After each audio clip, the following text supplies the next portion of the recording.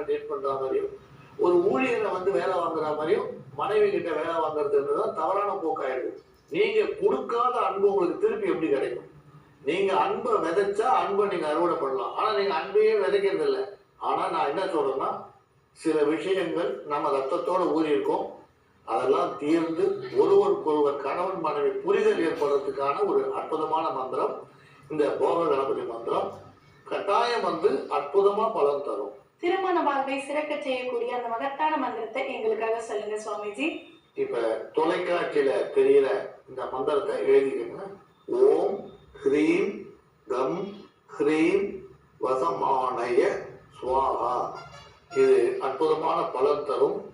ஒரே இடத்துல இருந்து மன வேறுபாடுகளோட வாழக்கூடியவர்களுக்கு அந்த மன வேறுபாடு விலகி ஒற்றுமை உண்டாகும். நம்புங்கள், நல்லதே நடக்கும். தம்பதியர்களுக்குள்ளே ஏற்படும்